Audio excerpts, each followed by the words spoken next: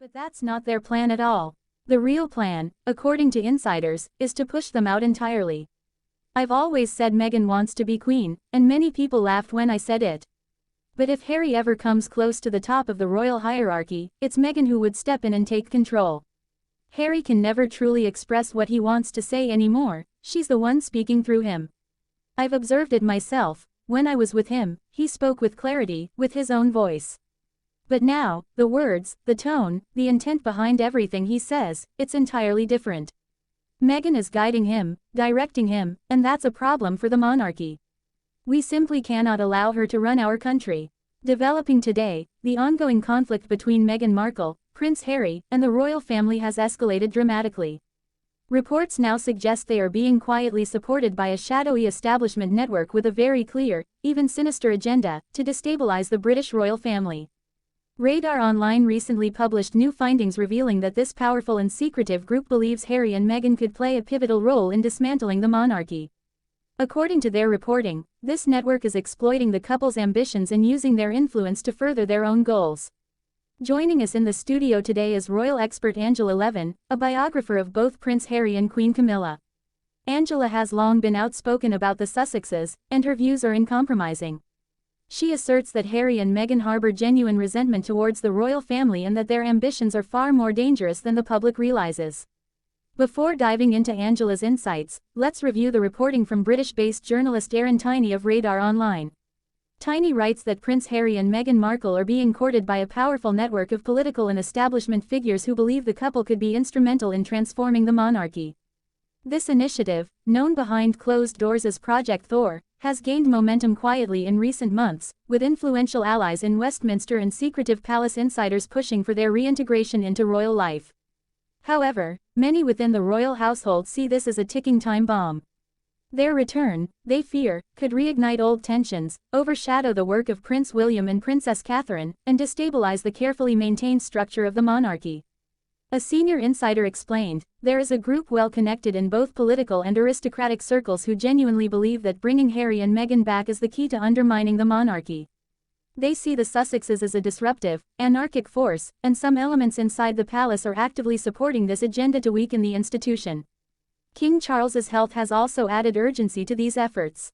Undergoing treatment for cancer, the king's situation has intensified behind-the-scenes maneuvering.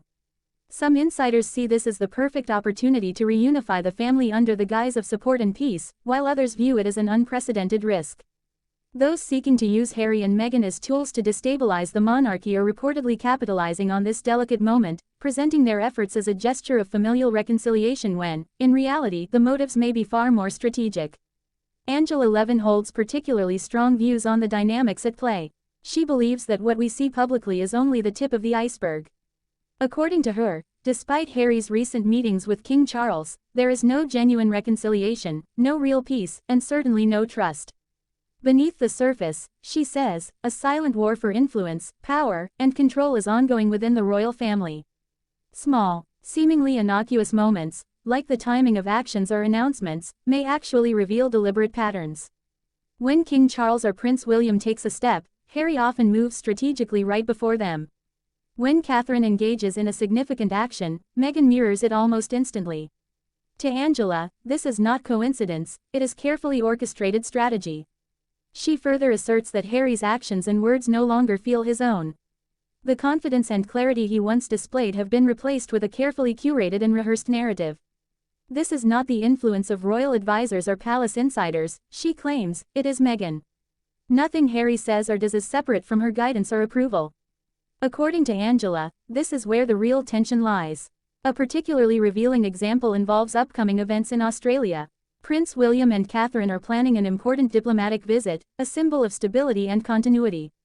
Yet, simultaneously, Harry and Meghan express interest in being involved, creating overlapping headlines and a constant sense of competition. Angela likens this to being unable to enjoy your own home because someone continually interrupts at every quiet moment. She says the underlying issue is Harry's emotional attachment to Meghan. His loyalty and desire to please her often put him at odds with the royal family, exacerbating tensions and creating unpredictability.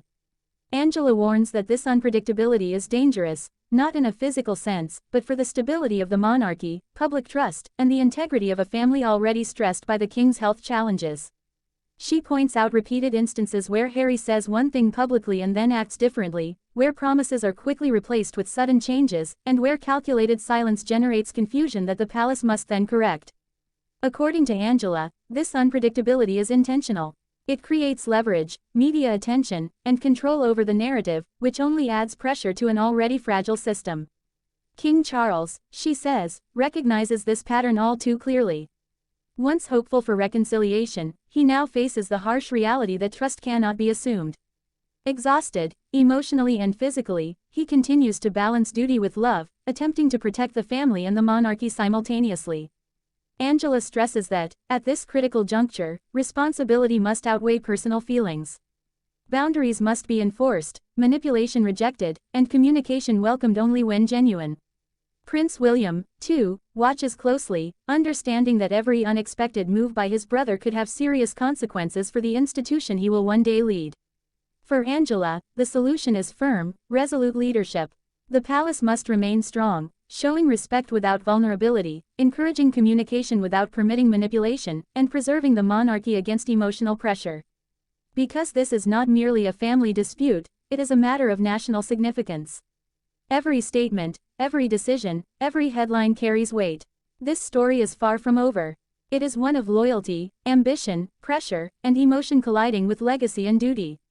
Hidden motives, unspoken tensions, and high-stakes decisions define the future of the monarchy, where a single choice could change everything. According to Angela, the next chapter promises revelations that could reshape public understanding of the royal family entirely.